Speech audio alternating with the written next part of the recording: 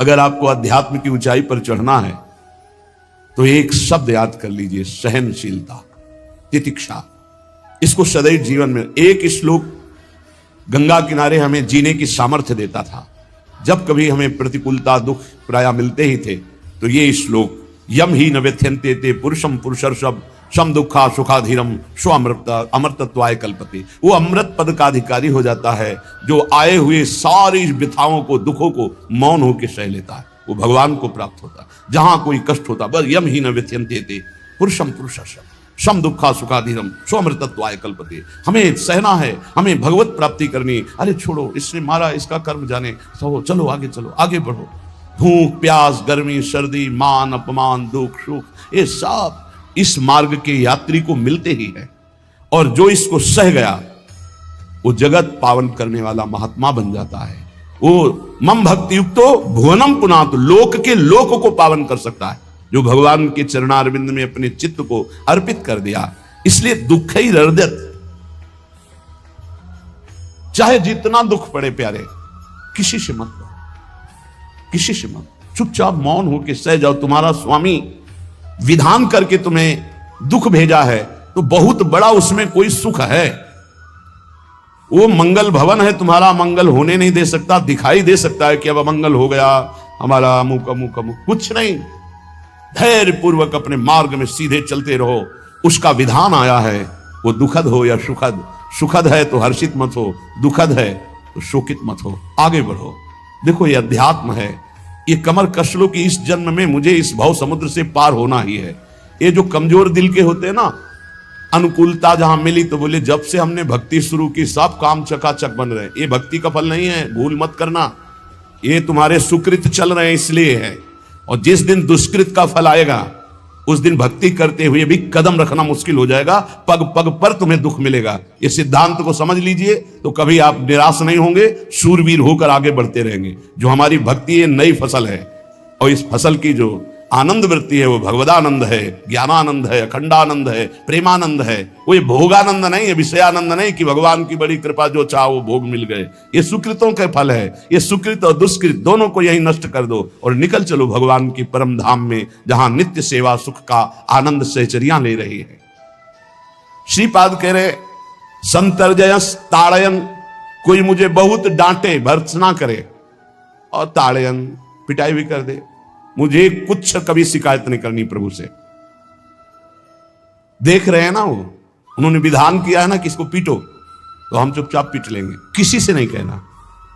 रहीमन मन की मन व्यथा रखिए मन में गोए, सुनिठ ले हैं लोग सब बांटने। इसीलिए असंगो हम, असंग किससे कहें अपने दुख सुख की बात। अपना दिल तो दिलवर को दे दिया, जो बीते सो दिल तो उनके पास है, वो तो जाने दुख सुख की बात, हम क्या जाने।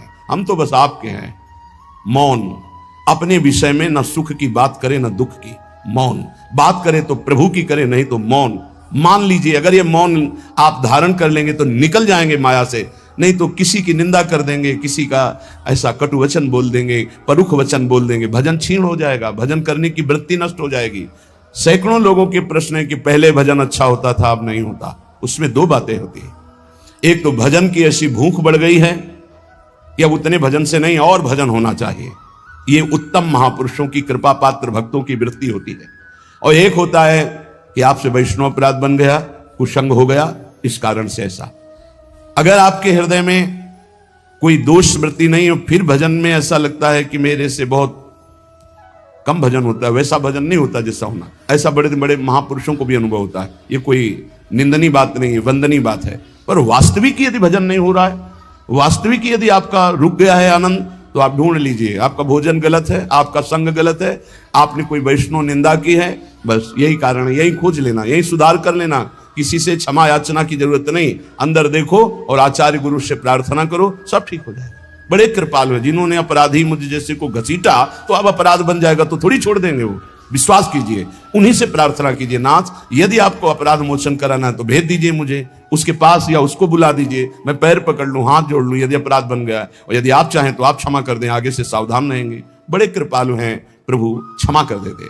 भजन की वृत्ति को रुकना, ये सहन मत कीजिए। समय नहीं है कि आज नहीं तो कल भजन चल पड़ेगा, नहीं, तुरंत वाचिक में आ जाइए, तुरंत वाणियों का गायन कीजिए, नाम कीर्तन कीजिए, ढूंढिए अपराध क्या बना जो आंतरिक हमारा भजन रुक गया, और प्रभु से प्रार्थना करके उसको चलवाइए, वो बड़े कृपालु है, क्षमा कर देंगे। अगर आपने प्रगट में किसी का अपराध किया और वो उपस्थित हो तो जाओ, उनके चरण पकड़ो, उनसे प्रार्थना करो। भजन का रुकना सहन मत करो। बहुत कठिन है भजन करके भगवत प्राप्ति करना। वो हमारे अंदर सरलता पूर्वक भजन चल रहा है, उसको बचाओ। किसी की निंदा मत करना, किसी की अवहेलना मत करना।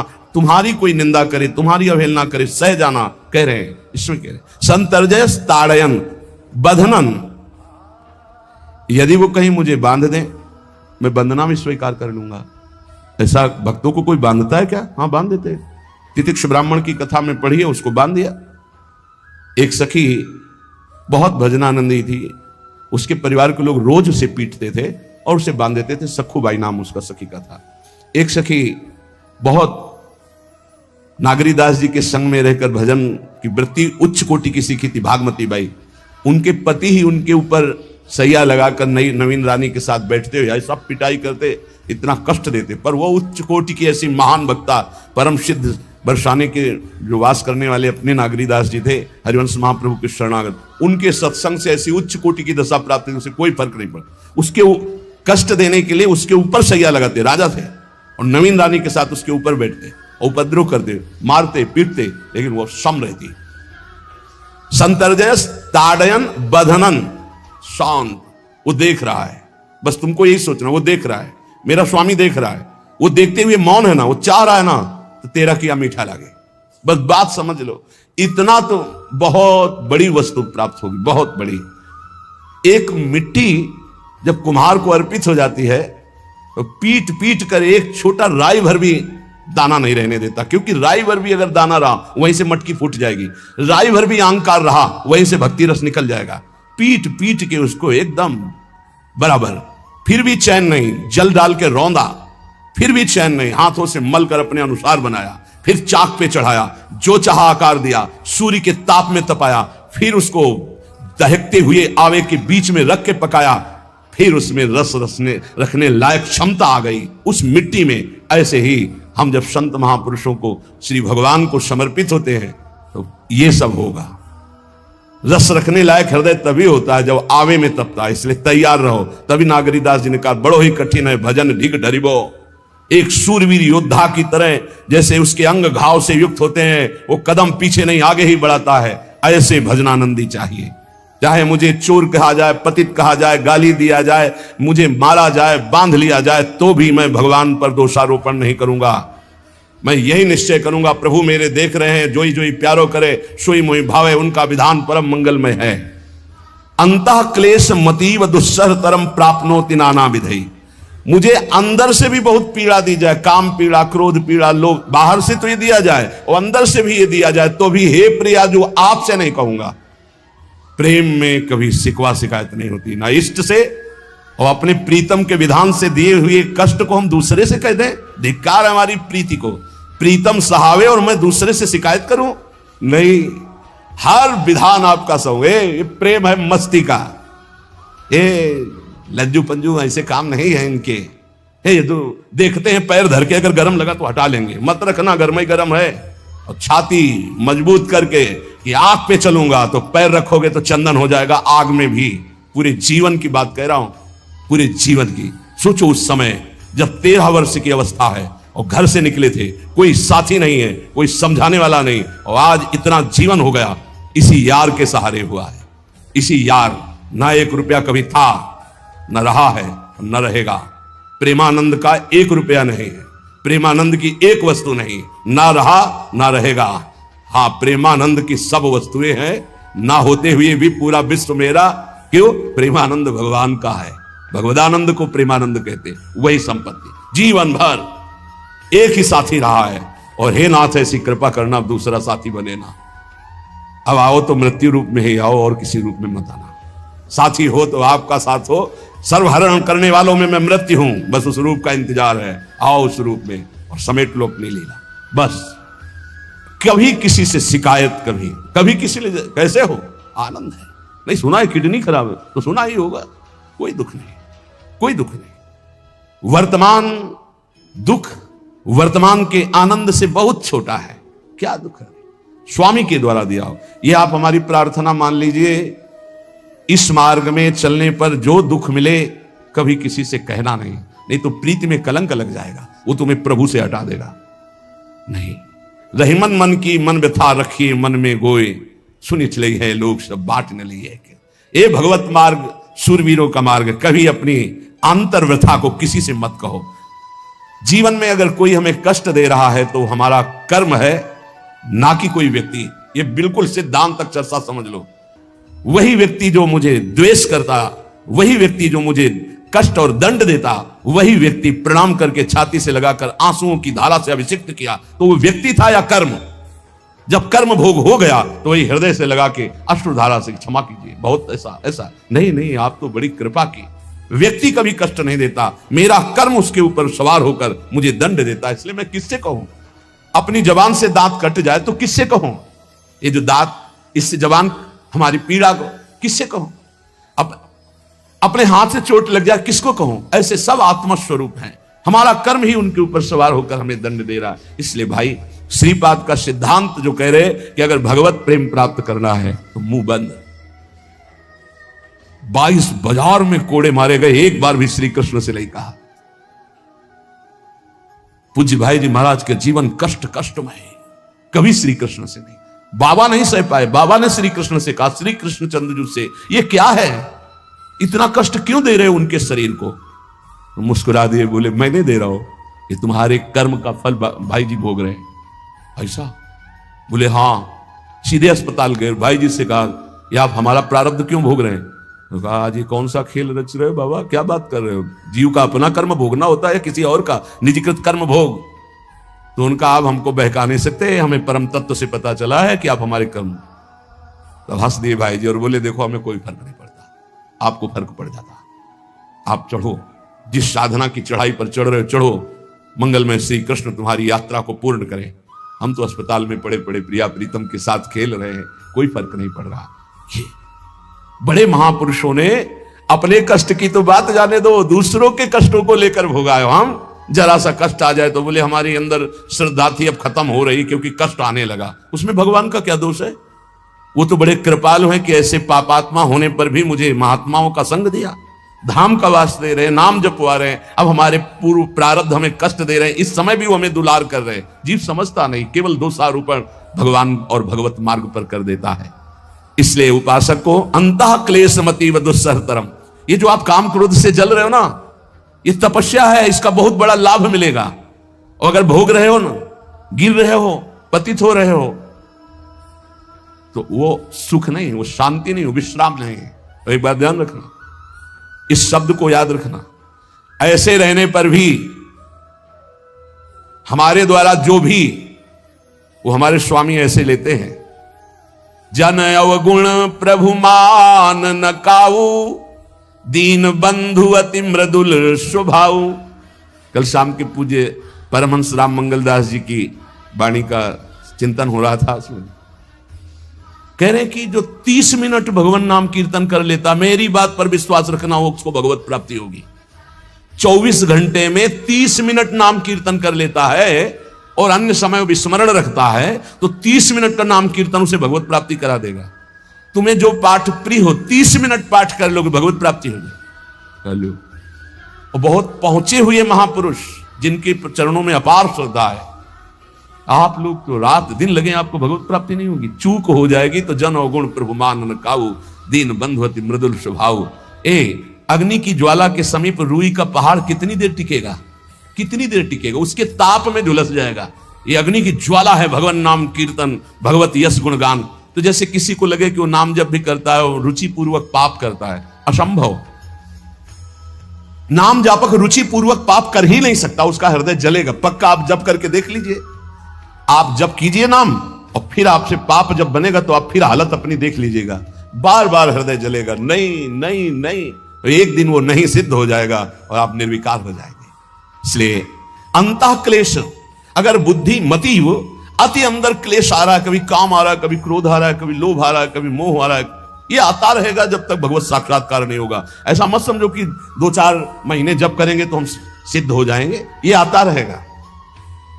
ये बहुत भागवतिक शक्ति से संपन्न है विकार, कोई साधारण नहीं है। कि तुम माला जपोगे वो नहीं आएगा, माला जपते समय ही आएगा वो। ये भागवतिक शक्ति से संपन्न, काम क्रोध लोभ मोह तब त्रिभुवन को परास्त कर रहे हैं। ये भगवान के पावर से शक्तिमान है। तुम्हारा अहंकार जब गलित हो जाएगा तो इनका आना ही बंद हो जाएगा। जब तक अहंकार रहेगा तब तक ये आते रहेंगे। तो जो तुम्हारे अंदर जलन हो रही, मत कहो किसी से, सह जाओ, यही तपस्या हो जाएगी, यही भगवान की प्राप्ति का हेतु हो जाएगा। प्रभु के लिए थोड़ा कष्ट सहकर आप आगे बढ़कर देखिए वो कितना आपको प्यार देते हैं। यही कष्ट सहना है, आंतरिक विकारों को सहना, बाहरी प्रहारों को सहना, कभी किसी से ना कहना, ये भक्तों का स्वभाव। मौन, इसीलिए वाणी से मौन, कुछ ना बोलना। हमने एक संत भगवान को देखा है, 22-23 वर्ष पहले वृंदावन में, कच्चा मार्ग था, एक बोरा रखते थे ऐसे, पागलों जैसा भेष था। तो जब रात्रि के 11 बजे वापस यमुना किनारे से प्रसाद पाके यमुना किनारे गए, यमुना किनारे से जब लौटते थे तो उनको देखते थे अकेले वो बैठे रहते। उनकी मुद्रा देख के लगता था भगवदानंद में डूबे हुए। नजदीक बैठे, बोरा उठाया, चल दिया। अमित पीछा छोड़ने वाले थे नहीं पीछे, तो उनका क्या बात है, क्यों पीछे? अब संत वेश हमारा भी तो मर्यादा से ही बोलेंगे, वो कुछ नहीं, केवल जानना चाहते हैं आपको। तो कालीदय की इधर एक तमाल का पेड़, जो श्वेत रंग का एक वृक्ष है, उसका मुझे नाम नहीं याद आ रहा, गूलर जैसा, और वो तमाल में लिपटा हुआ अब भी है। दाहिनी तरफ है ये जो खाली जगह पड़ी ऊंची, जो अपने दाहिनी तरफ बर्फ फैक्ट्री के आगे जाते हैं, उसी के नीचे बैठे। तो हमने पूछा आपकी स्थिति देखकर मुझे लगता है आप हर समय भगवदानंद में डूबे रहते हैं। तो जब लगता है तो प्रश्न क्यों करते हो? हमको आपकी वेशभूषा देखकर। तो बोले जगत से बचने के लिए ये वेशभूषा है। एक बोरा ऐसे जैसे कोई बीनने वाले होते हैं, कबाड़ बीनने वाले, ऐसे बोरा ऐसे रखे थे, एक गमछा लगाए हुए थे, पूरा शरीर खुला, कोई साधु का वेश नहीं, कोई चिन्ह नहीं, और उनकी स्थिति भगवदानंद में थी। उनका ये किसके उपदेश, किस में आया हुआ प्रारब्ध है, इसको हंस के भोगना है। ऐसे कोने में साइड में ऐसे पेड़ के किनारे पड़े 2-4-10 दिन जो भी व्यवस्था उनकी बनी, फिर वो हमको दर्शन नहीं मिले, अन्य तीर्थों में चले गए होंगे। ऐसा महापुरुष, क्या हम अपने शरीर को इतना प्यार करें कि भगवान से श्रद्धा हो जाए, भक्ति मार्ग में हम लड़खड़ा जाएं, फिर सत्संगी किस बात का? ये पक्का समझ लीजिए, ये जो भगवत मार्ग है ये शूरवीरता का मार्ग है, सहन करने का मार्ग है। जितने भी महापुरुषों के चरित्र हैं आप पढ़ करके देख लीजिए, भगवान के चरित्र से भी ज्यादा लाभ भक्त चरित्र सुनने से इसलिए होता है कि हमको लगता है कि हमारे जैसा जन्म लेकर इतना कष्ट सहकर इस ऊंचाई पर पहुंचे, ये बड़ी बात है कि वो जीवत्व से हमारी तरह पैदा होकर ईश्वरत्व को जाता है। इसलिए भक्त चरित्र में विशेष बल हमको प्राप्त होता है। क्या क्या कष्ट सहते, और आप खुद देख लीजिए, आपको जितना कष्ट है उससे बड़ा सुख है कि नहीं, अंदर देख लीजिएगा तो इसी से अनुमान लगा लीजिए, जितना बड़ा कष्ट उससे कई गुना बड़ा सुख भगवान देते हैं, तभी वो उनका यश गाते रहते हैं। ऐसे थोड़ी होता है कि हमारे भगवान का हम भजन करते, हमारे साथ न्याय नहीं हुआ। न्याय तो सही बात नहीं हुआ, नहीं तो तुम्हारी दुर्गति हो जाती है। सही बात में उन्होंने न्याय नहीं किया, पक्षपात किया है तुम्हारा। अगर वो सही न्याय करते तो ईमानदारी से कहते हैं, केवल नरक के कीड़ा ही बनना पड़ता और कुछ नहीं है। खूब देख लो, डबल चेहरा होता है, एक सामने का चेहरा देख रहे हो और एक एकांत का चेहरा होता है, डबल चेहरा होता है। और भगवान डबल रखो चाहे तिबल, सब देखते हैं। सब हम बैठे हुए देख लो ईमानदारी से वृंदावन की भूमि में, एक चेहरा है जय श्री राधे, और एक चेहरा है जो राक्षस है अंदर बैठा। देख लो, अंदर देख लो, बिल्कुल इस समय सीसी कैमरे में हो, अंदर देख लो, एक राक्षस बैठा है। और उस राक्षस ने जो जो करवाया, आप लिखो रजिस्टर में, तुम्हें याद है जितना, और इसके बाद आप न्यायाधीश बनो, फिर आपकी क्या दुर्गति होती उसका। इससे ऐसे होता है, हे प्रभु, तभी त्रा इमाम मचता है, तब उनकी कृपा नजर आती है कि बोले भगवान ने न्याय नहीं किया। हम कहते सच्ची बात तुम कह रहे हो प्यारे, न्याय नहीं किया इसीलिए बचे हुए हो। अगर वो न्याय कर देता, पक्षपात न लेता तुम्हारा, तब तुम्हारे होश उड़ते, चाहे जो कोई हो, अपना रजिस्टर जांच के देख लो। इसलिए कहते हैं कि सबकी जीवनी शुक्ल पक्ष की लिखी जाती है, कृष्ण पक्ष की तो केवल उसी की छाती जानती, दूसरा नहीं। हृदय में जितने विकार, हृदय में जितना अंधकार, हृदय में जितना कूड़ा करकट, वो तो हम जानते हैं कि हमारी स्वामिनी की कृपा ने कितना निर्मल किया है। तब उनकी स्वामिनी जू मुझ जैसे अपराधी के अपराधों का विस्मरण करके आप ऐसी कृपा, तो आपको लगता है कि संतों की एक दैन्य भाषा होती नहीं। ईमानदारी से संत कभी झूठ नहीं बोलते। जैसे कह रहे हैं कि मौसम कौन कुटिल खल कामी, तो अंतर यह होता है कि आंख में जैसे थोड़ा पड़े तो बहुत बुरा लगता है, और पीठ में इतना बड़ा तिनका चला जाए तो कुछ समझ में नहीं आता। संतों का हृदय आंख जैसा होता है, थोड़ी सी भी गलती में हाय हाय मच जाता है, धिक्कार है तुम्हारे जीवन को, अपने को तुम क्या समझते हो, क्या है तुम्हारे अंदर विचार। और जो मलिन अंतःकरण वाला था, भारी भारी पाप करके भी उसको पश्चाताप नहीं होता। संत जनों को एक पाप की जरा सी वृत्ति की आभास स्फुरना, वो पूरा पाप नजर आने लगता है उनको, क्योंकि इतना निर्मल हृदय होता है। तो सच्ची कहते हैं कि जैसे घोड़ों की लगाम पकड़े हुए श्री कृष्ण अर्जुन की बैठे हैं, ऐसे अपने भक्तों की लगाम पकड़कर बैठ जाते हैं, तो यात्रा अध्यात्म की ऊंचाई की चलती, किसी की सामर्थ्य नहीं। इसलिए सब भक्त ऐसे तो आपको मिलेंगे। जहां सामर्थ्य की बात है वहां केवल श्री भगवान की कृपा है। इसलिए बाहर की पीड़ा और अंतर की पीड़ा अपने प्रीतम के द्वारा दी हुई मानकर सह जाओ, तो आगे प्रीतम तुम्हारा स्वागत करने के लिए खड़े, पक्का समझ लेना, पक्का। और वो देंगे ये पीड़ा। क्यों देंगे? इसी पीड़ा में पता चलता है कि तुम्हारे मन की सुई किधर जा रही। प्रताप राय जी महाभागवत थे, बड़ा चरित्र है। उनके यहां एक व्यापार चलता था कुल परंपरा से कि आपको अगर रुपए की जरूरत है तो आप अपना स्वर्ण आभूषण या कुछ रख जाइए गिरवी और रुपया ले जाइए, और ब्याज से तो रुपया दे जाइए, अपने मूल गिरवी ले जाइए जो रख के गए हो। यही उनकी कुल परंपरा से था। तो उसी के आधार पर वो कुल परंपरागत कर्म कर रहे थे, निरंतर नाम जब भगवत आराधन में मगन। अब नाम जब भगवत आराधना और ईमानदारी से कार्य, तो बड़ा सब खूब धन संपत्ति, बहुत आनंद, और भक्तजनों के खूब भोजन होते, भंडारे होते। तो जो चिढ़ने वाले जलने वाले लोग हैं वो जलते थे कि करता तो ये कुछ है नहीं, खूब जय जय मच रही है चारों तरफ, इसको नष्ट किया जाए। ये किसने बीज बोया? अरे बोले दुष्ट स्वभाव ने। नहीं नहीं नहीं नहीं, भगवान ने। किनको हुस्काया? डंडे को। क्यों? अब झंडा फहराओ मेरे भक्त के यश का। उनके हृदय में जलन हुई। वहां का काजी और मिल गए 3 लोग और, उन्होंने कहा कि इसको नष्ट किया जाए। बोले बस आप सहयोग दो, नष्ट तो पक्का। बोले कैसे? बोले प्लान तो सब हमारा बन गया है। अब झोली में कंकड़ भरे। प्रताप राय जी बेटी का ब्याह है, 10,000 मुद्रा चाहिए।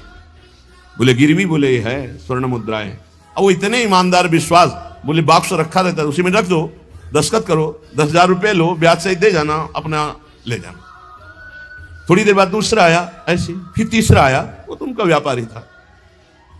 5 दिन बाद वापस आया और काम बन गया, ब्याज सहित ये रुपए लो, हमारा आभूषण वापस करो। बोले जहां रख गए थे वैसे उठा लो।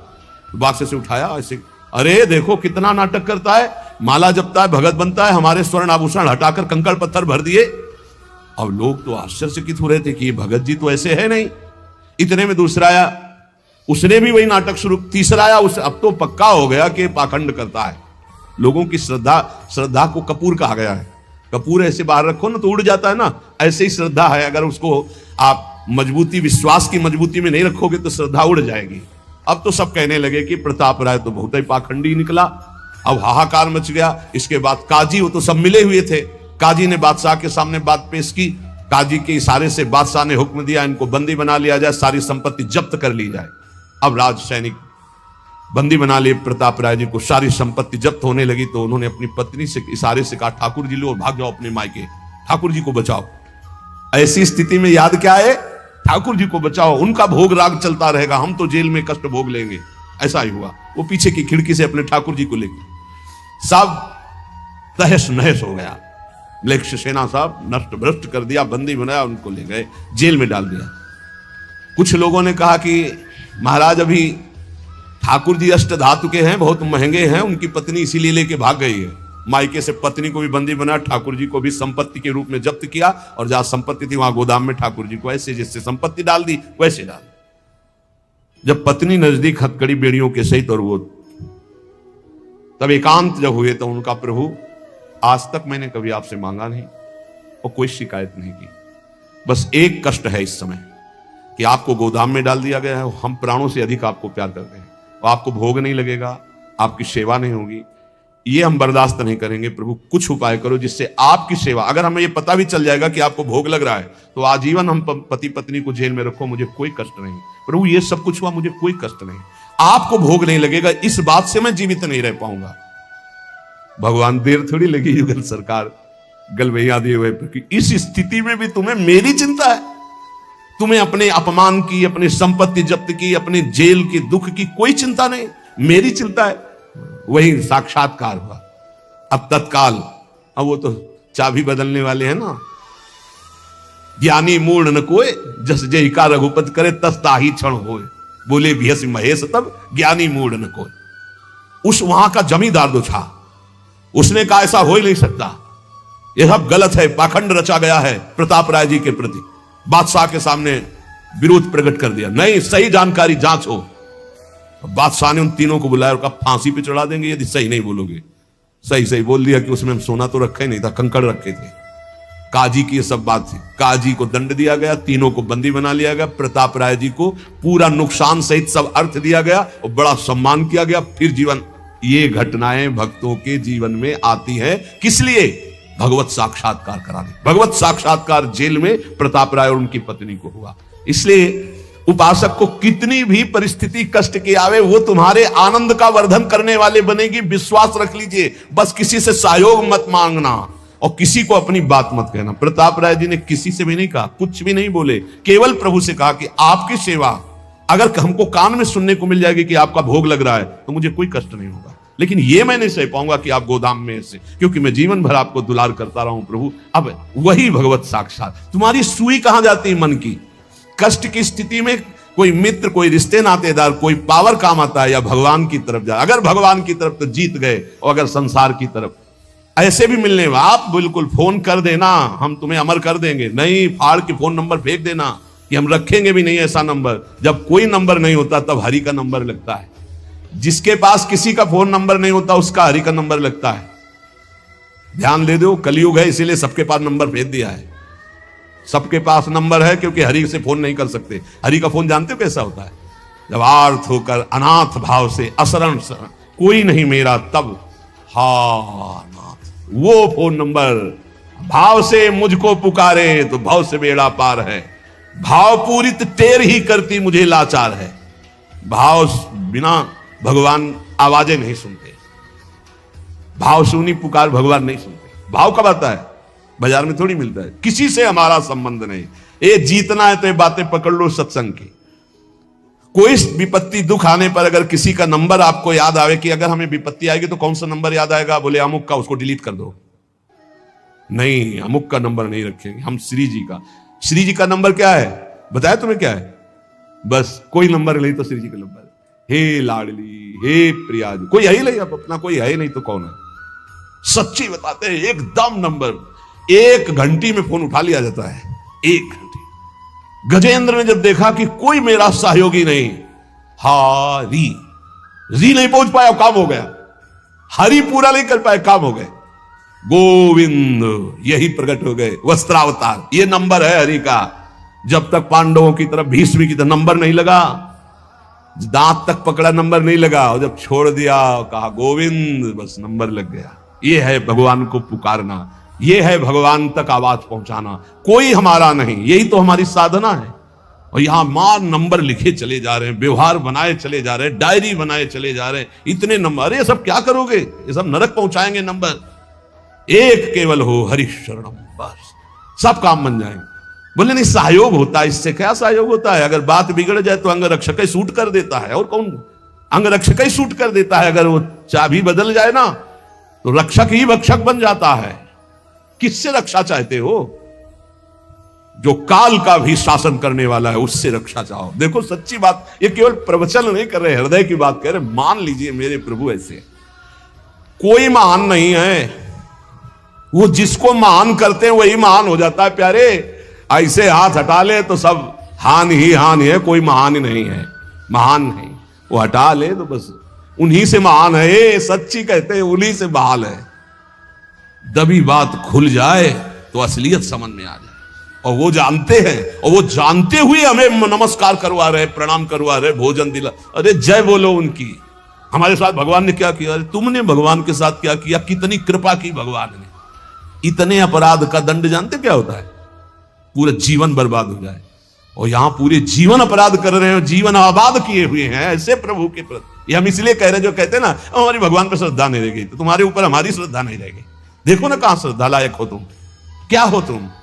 ये हम असलियत कह रहे हैं। ऊपर से चिकना चुपड़ा, अंदर से सब गंदा होता है। भगवान बचावे, नहीं तो मना खष्टान इंद्रियाणी प्रकृति स्थान कर सती दुर्गति वाले काम होते हैं। दुर्गति वाले।